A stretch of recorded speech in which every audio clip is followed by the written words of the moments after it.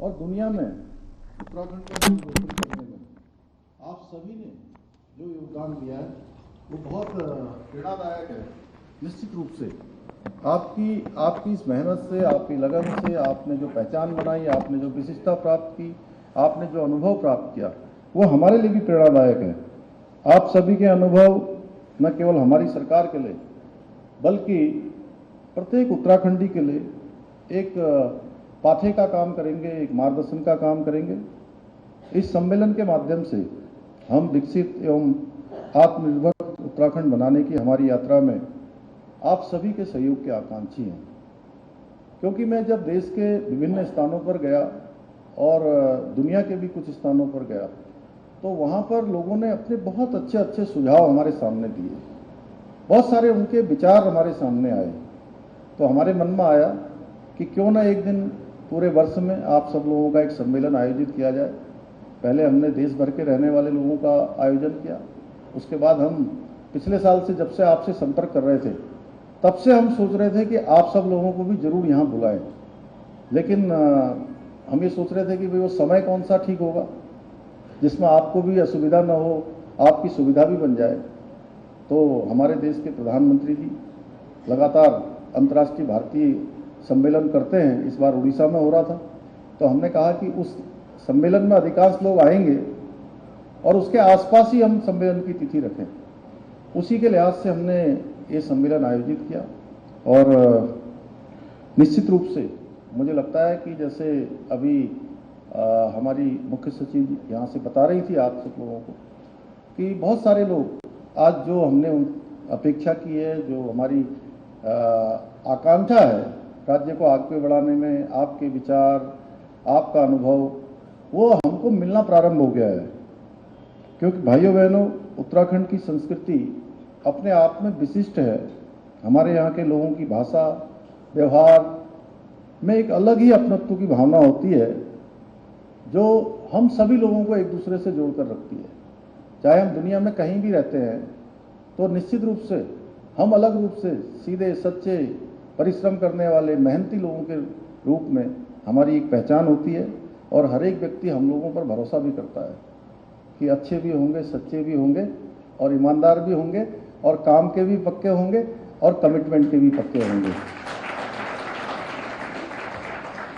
जब पहाड़ का कोई व्यक्ति किसी दूसरे देश में बसता है तो वो अकेले नहीं बसता है, बल्कि अपने साथ यहाँ की संस्कृति, भाषा, खान पान और अपनेपन की भावना को लेकर वहाँ जाता है और सबको सहेजने का काम करता है। पिछले 3 वर्षों में मैंने विभिन्न स्थानों पर जाकर इसका अनुभव किया है।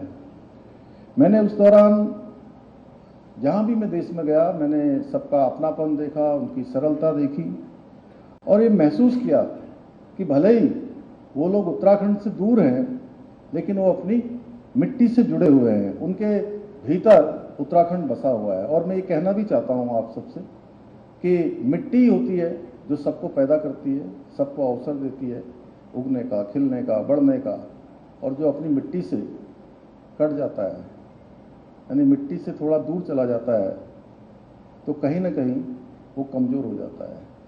इसलिए हमने ये सम्मेलन आयोजित किया है कि इस दिशा में सबको कहीं ना कहीं एक भाव देने का काम करेगा और इसी भावना से आप में से कई प्रवासी उत्तराखंडी भाई बहन अपने गाँवों को गोद लेकर आज समर्पित होकर कार्य कर रहे हैं।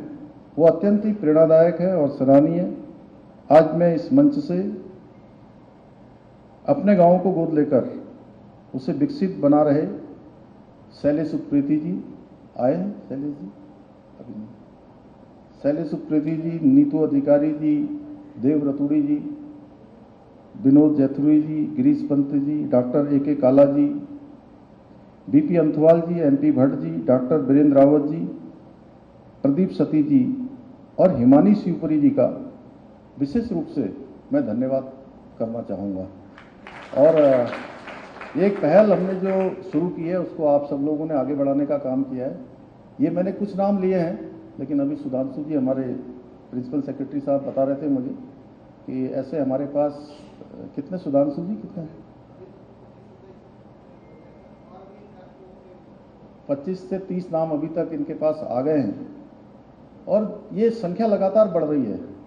महत्व संख्या का नहीं है, महत्व इस बात की है कि एक शुरुआत हुई है।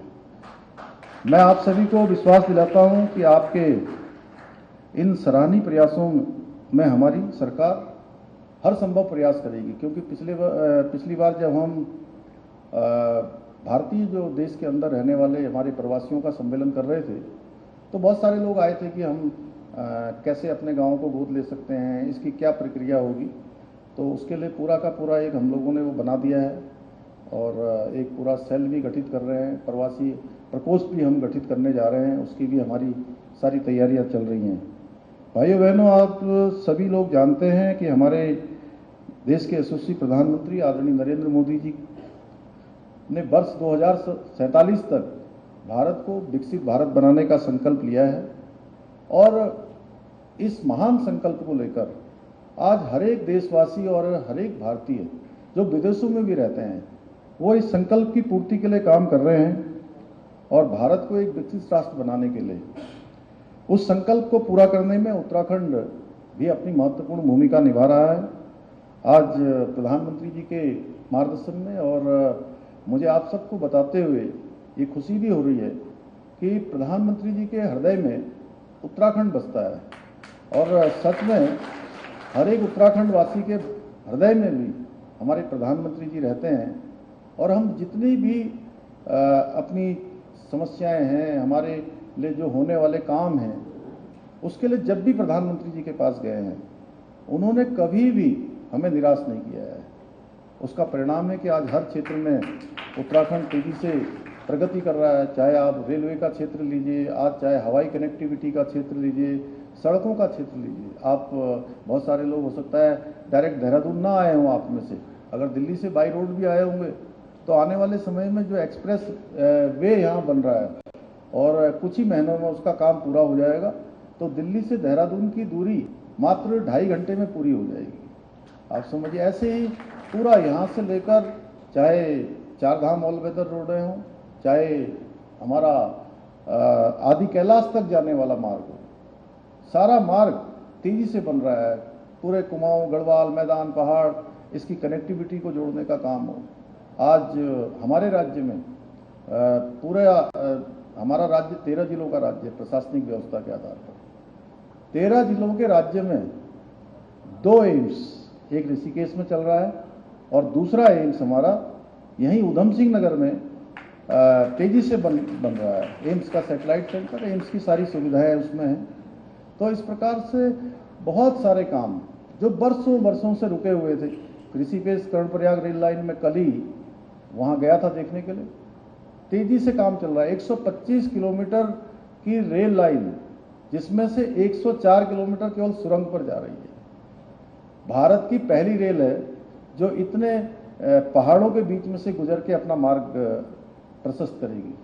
और जब किसी समय लोगों का सपना हुआ करता था कि हम बहुत सारे लोगों को मैं खुद जानता हूं जिन्होंने पूरी जिंदगी भर कभी उन्होंने रेल सामने से नहीं देखी। आप सोचिए कि यहाँ हमारे यहाँ पर एक जगह है देवाल, एक ब्लॉक है देवाल चमोली में, और उसी में एक गांव है घेस जो देश का अंतिम गांव कहा जाता है, जहाँ कहते हैं जहाँ हुआ शुरू घेस वहीं खत्म हुआ देश। वहाँ के एक बार बच्चे आए थे, मैं थोड़ा वैसे तो थोड़ा आप लोगों का समय आज दिन भर का है और बहुत महत्वपूर्ण आप लोगों ने चर्चा करनी, लेकिन मैं छोटी सी एक घटना आपको बता देता हूँ। आपसे करीब 5 साल पहले मैं भी एक विधायक के रूप में यहाँ विधानसभा में था, तो कुछ बच्चे आए थे वहाँ के घेस क्षेत्र के, वो उसके लिए आए थे, क्या वो टूर जो होता है जिसमें बच्चों को सब दिखाया जाता है कि ये कौन कौन से संस्थान हैं। तो बच्चे मुझे भी मिल गए। तो मैंने उन बच्चों से पूछा कि आप लोग कहाँ जाने वाले हैं आज। तो उन्होंने मुझे बताया कि हम राजभवन जाएंगे, हम मुख्यमंत्री निवास जाएंगे, हम ONGC देखने जाएंगे, FRI देखेंगे और IMA में जाएंगे। और मैंने कहा और बताओ, तो बोले और हम रेल देखने जाएंगे। तो आप समझिए कि बहुत सारे बच्चों ने, बहुत सारी हमारी माताओं बहनों ने पूरी जिंदगी भर सामने से रेल नहीं देखी होगी, और आप साक्षात यहाँ से रेल से आएंगे। और मैं कल पूछ रहा था, वहाँ के विधायक जी थराली वाले भोपाल राम टमटा जी और अनिल नौटियाल जी मेरे साथ थे। मैंने कहा, अनिल भाई आप अभी यहाँ से कर्णप्रयाग से ऋषिकेश कितने घंटे में पहुँचते हैं? तो उन्होंने कहा लगभग 4 घंटे लग जाते हैं। और मैंने कहा ट्रेन से कितने घंटे में पहुँचेंगे? अब ट्रेन चालू हो जाएगी। तो वो भी 2 घंटे में जो है ऋषिकेश से कर्णप्रयाग 2 घंटे में, और कर्णप्रयाग से ऋषिकेश आ जाएंगे। तो मैंने कुछ ऐसे काम बताए। इसी प्रकार से हमारे राज्य में ही स्मार्ट सिटी इंडस्ट्रियल कॉरिडोर, उसकी भी स्वीकृति मिल गई। देश में 12 मिले, उसमें से एक हमको मिला, जिसमें लाखों लोगों को रोजगार मिलेगा, कई सारे इन्वेस्टमेंट होगा, हजारों करोड़ रुपए का। बहुत सारी योजनाएं, जैसे हमारा यहाँ पर आप लोगों ने देखा होगा लखवाड़ डैम, हमारे सुबोध उनियाल जी बैठे हैं, किशोर उपाध्याय जी बैठे हैं, लंबे समय से राजनीतिक क्षेत्र में काम करते रहे, जैन साहब बैठे हैं। तो सुनते रहते थे कि लखवाड़ डैम बनेगा, लखवाड़ डैम बनेगा। 1 दशक, 2 दशक, 3 दशक, 4 दशक, 5 दशक बीत गए, लेकिन वो नंबर ही नहीं आया, बना ही नहीं। मैं प्रधानमंत्री जी यहाँ दिसंबर माह में 2 दिसंबर को देहरादून आए थे 2021 में, और चूंकि मैं उसके लिए प्रयास कर रहा था, तो जब वो पूरा लगा हुआ था कि प्रधानमंत्री जी आज किन किन चीज़ों का शिलान्यास करने वाले हैं, तो जब वो सारा पूरा हो गया तो मैंने अंत में उनसे कहा कि साहब इसमें जो है लखवाड़ का नहीं आया, लखवाड़ प्रोजेक्ट नहीं हुआ। तो उन्होंने कहा मेरे ऑफिस को बताया था क्या? मैंने कहा मैंने निवेदन यहाँ से भेज दिए थे जो जो यहाँ पर होने थे, तो कुछ उसमें कमी रह गई होगी। हालांकि अब मैंने सोचा प्रधानमंत्री जी को बता दिया, अब पता नहीं इतने काम होते हैं, याद भी रहेगा कि नहीं रहेगा। शाम को रात में 8:30-9 बजे के लगभग होगा, उनके ऑफिस से फ़ोन आ गया मुझे कि आपने वो कौन से डैम के बारे में साहब को बताया? मैंने कहा लखवाड़ डैम। तो खैर मैंने बताया और मैं भी भूल गया, क्योंकि रैली यहाँ हुई। उसके बाद दूसरी रैली हमारी 30 दिसंबर 2021 को हल्द्वानी में होनी थी। उससे 4 दिन 5 दिन पहले वहाँ से जो है हमको फ़ोन आ गया कि इसका भी शिलान्यास हो जाएगा, ये भी आपकी स्वीकृति होगी। इसी प्रकार से उधर जो हल्द्वानी साइड के लोग रहने वाले होंगे, हल्द्वानी, रुद्रपुर, नैनीताल, वहाँ एक जमरानी डैम की बात होती थी कि जमरानी बांध बनेगा।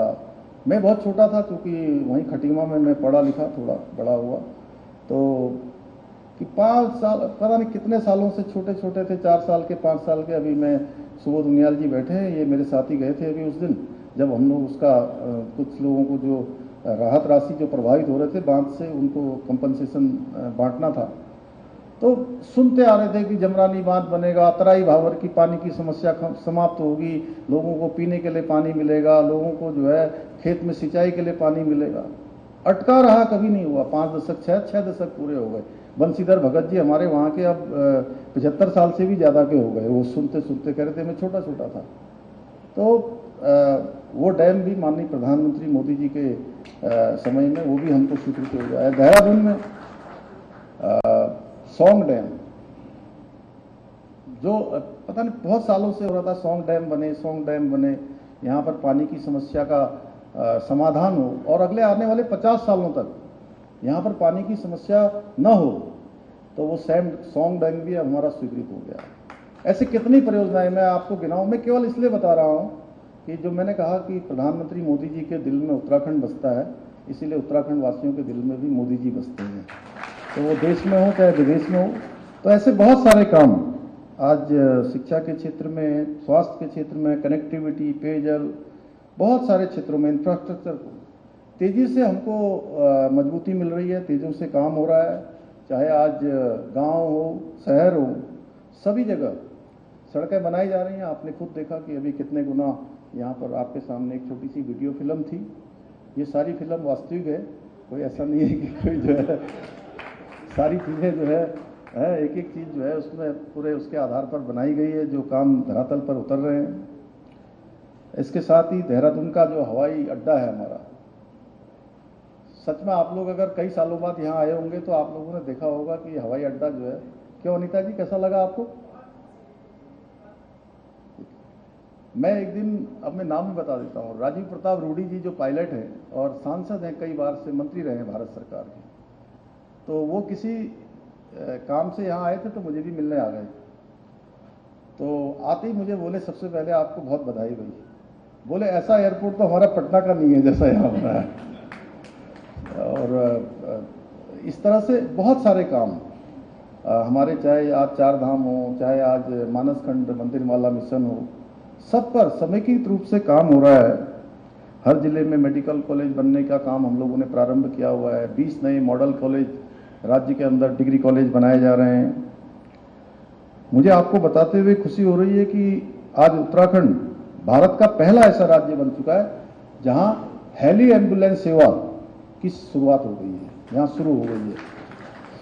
इसके साथ ही प्रदेश के हर जिले में एक साइंस सेंटर की स्थापना करने के साथ ही एआई, रोबोटिक, ड्रोन और सेमीकंडक्टर टेक्नोलॉजी के क्षेत्र में भी हम लगातार काम कर रहे हैं और 13 के 13 जिलों में हम साइंस सेंटर बना रहे हैं। उस पर हमारा काम हो गया है। हमने बहुत सारे जिलों में, अभी रुद्रप्रयाग में भी जल्दी ही हमको ज़मीन मिल गई है, वहाँ पर भी हम काम कर रहे हैं। चंपावत में पहले से बन रहा है, अल्मोड़ा में बन रहा है, चमोली में हम बना रहे हैं, देहरादून में भी जो है उसका बहुत विस्तार कर रहे हैं। इतना ही नहीं, इस बार ये नया साल जो है, ये नया साल जिसको अभी यहाँ आप देख रहे थे रजतोत्सव, ये रजतोत्सव का वर्ष ये हमारे लिए कुछ विशेष वर्ष है। इस साल जहाँ अभी समान नागरिक संहिता यूसीसी जो भारत की आज़ादी के बाद से लगातार देश का संकल्प रहा है, लगातार देश की प्रतीक्षा रही है, वो विधेयक हमने बना दिया। राष्ट्रपति महोदय ने भी हमको मंजूरी दे दी, हमारा एक्ट भी बन गया, हमारी सारी तैयारी बिल्कुल अंतिम चरण में पहुंच गई है और इसी माह हम उसको लागू करने वाला है। एक तो ये हमारे लिए बड़ी उपलब्धि होगी कि ये जो समान नागरिक संहिता, समान कानूनों की जो गंगोत्री है, वो उसी प्रकार से देवभूमि उत्तराखंड से निकलेगी जैसे माँ गंगा यहाँ से निकलकर पूरे देश को कहीं ना कहीं फायदा देती है, लाभ देने का काम करती है। उसी प्रकार से ये गंगोत्री भी हमारे यहाँ पर पूरे भारतवर्ष को आगे कहीं ना कहीं लाभ देगी।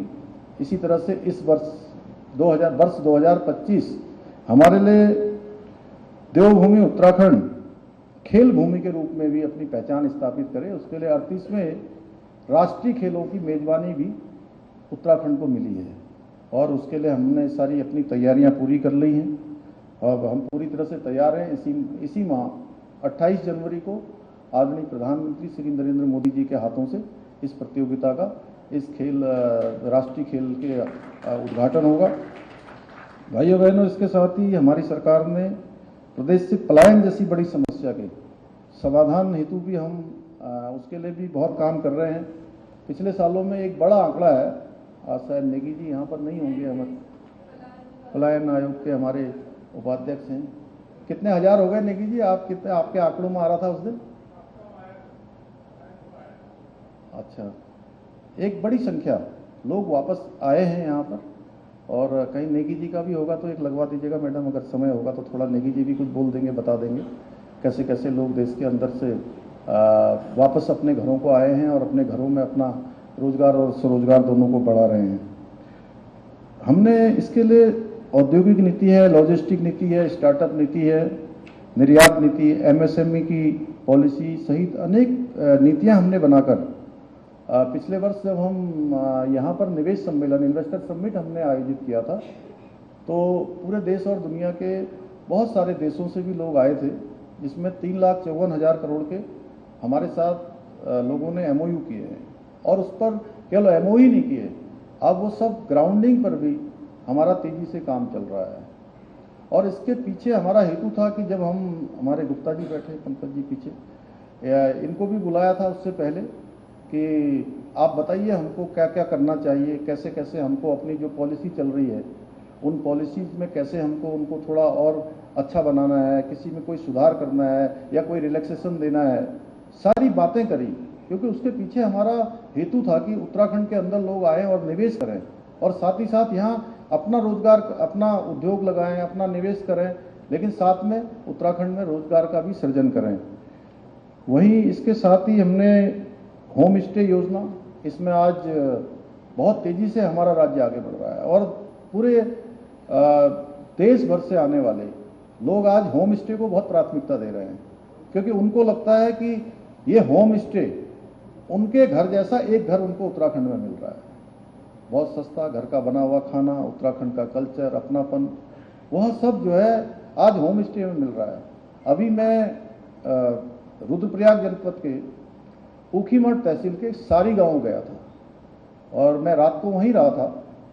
तो रात को जब मैं उस गांव में जा रहा था तो बड़ी बड़ी बिल्डिंगें, मैंने कहा ये सब होटल बने हुए हैं क्या इतने?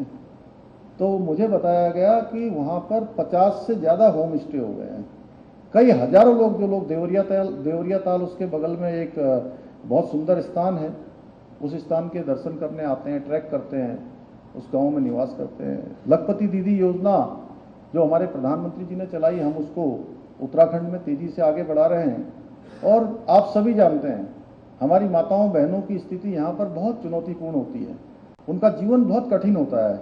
आप में से सबने अपनी माँ को देखा होगा, मैंने भी अपनी माँ को बचपन से देखा किस प्रकार से घास काटने जाती थी, जंगल से लकड़ी लेने जाती थी, उसके बाद कैसे जानवरों के लिए दाला बनाना, खाना बनाना, फिर बच्चों को देखना, सारा घर चलाना, ज़्यादातर यहाँ पर हमारी मातृशक्ति करती रही है शुरू से।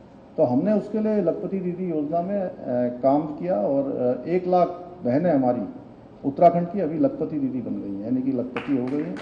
हम उसको आगे बढ़ा रहे हैं, इतने में हम रुकने वाले नहीं हैं। ये हमारा काम अभी आगे तेजी से बढ़ेगा। हमने ये संकल्प लिया है कि आने वाले सालों में हम 1.25 लाख दीदियों को और लखपति बनाएंगे। सौर स्वरोजगार योजना के माध्यम से आज हमारे हजारों लोगों को आज रोजगार मिल रहा है। जगह जगह लोग सौर ऊर्जा के अपने प्लांट लगा रहे हैं, रोजगार कर रहे हैं, जमीन देख रहे हैं, अच्छी खासी बिजली पैदा कर रहे हैं और अच्छा खासा जो है अपना रोजगार कर रहे हैं। अच्छी उनकी मतलब आर्थिकी अच्छी हो रही है, अच्छी कमाई हो रही है, मैं कह सकता हूँ, और उनकी खुद की भी हो रही है, लोगों को भी देने का काम कर रहे हैं। ऐसी कई योजनाओं को आज हम बढ़ा रहे हैं। प्रदेश के अंदर जो महिला स्वयं सहायता समूह हैं, उनके द्वारा बनाए गए जो उत्पाद हैं, बहुत अच्छे अच्छे उत्पाद बनाते हैं। आप लोग थोड़ा सा जरूर, मैं ये चाहूँगा कि आज आप यहाँ आए हैं, 60 लोग ही आए हैं, 60 से ज़्यादा आए हैं, लेकिन मैंने जो शुरू में कहा कि आपको मैं लाखों के बराबर समझता हूँ। तो जो हमारी बहनें यहाँ पर उत्पाद बना रही हैं, उनके अंदर इतना हुनर है, इतना कौशल है, अच्छी पैकेजिंग, अच्छी ब्रांडिंग, अच्छा उनके उत्पाद, वो बहुत बार जो मल्टीनेशनल कंपनियां हैं, उन मल्टीनेशनल कंपनियों से भी मैं दावे के साथ कह सकता हूं अच्छा उत्पाद हमारे उत्तराखंड की जो महिलाओं के द्वारा बनाया जा रहा है। और उसके लिए हमने पिछले वर्ष हमारे प्रधानमंत्री जी ने हाउस ऑफ हिमालय, ये जो हमारा ब्रांड है हाउस ऑफ हिमालय उत्तराखंड, उसको जो है शुरू किया था। उसके कारण से आज पूरे देश दुनिया में वो उत्पाद अब जाने प्रारंभ हो गए हैं। इसके अलावा हमने राज्य के युवाओं को देश से बाहर रोजगार के अवसर प्रदान करने के लिए विदेश रोजगार प्रकोष्ठ का भी गठन किया है। साथ ही प्रदेश में हम स्टार्टअप्स को बढ़ावा देने के लिए 200 करोड़ रुपए का एक वेंचर फंड भी हमने यहाँ तैयार किया जा रहा है, जिससे कि जो नौजवान युवा हैं अगर काम करना चाहते हैं तो उनको सरकार की तरफ से मदद और प्रोत्साहन दोनों मिले। आपको जानकर खुशी होगी कि 1 वर्ष के भीतर प्रदेश की बेरोजगारी दर में हमने 4.4% की कमी लाकर जो राष्ट्रीय औसत है उसको भी पीछे छोड़ने का काम किया है। हमारी इन सभी नीतियों का आज ये परिणाम है कि ईज ऑफ डूइंग बिजनेस में उत्तराखंड अचीवर्स तथा स्टार्टअप रैंकिंग में हमको लीडर्स की श्रेणी प्राप्त हुई है देश के अंदर। इसके साथ ही नीति आयोग के द्वारा जो एक रैंकिंग सभी राज्यों को दी जाती है, सतत विकास सस्टेनेबल डेवलपमेंट गोल्स, उसमें भी पूरे देश में जो 2018 में, अभी यहाँ देख रहे थे, आप लोगों को थोड़ा स्मरण में करवाऊँ पीछे, 2018 में जहाँ हम 10वें स्थान पर थे, 2023-24 में हम पहले पायदान पर आ गए हैं पूरे देश में। भाइयों बहनों, हमने प्रदेश की जो समृद्ध सांस्कृतिक विरासत को संरक्षित और संवर्धित रखने के लिए और पर्यटन को बढ़ावा देकर स्थानीय अर्थव्यवस्था को मजबूत करने की दिशा में भी हम तेजी से काम कर रहे हैं। बद्रीनाथ केदारनाथ धाम का जो पुनर्निर्माण है केदारनाथ जी का और बद्रीनाथ धाम जी का मास्टर प्लान है। इसके साथ ही मानसखंड में स्थित कुमाऊं के पौराणिक मंदिरों के पुनरुत्थान और सौंदर्यीकरण के लिए भी मंदिर माला मिशन के तहत अनेक योजनाएं वहां भी संचालित की जा रही है। इस वर्ष जैसे आप लोगों को यहाँ हमने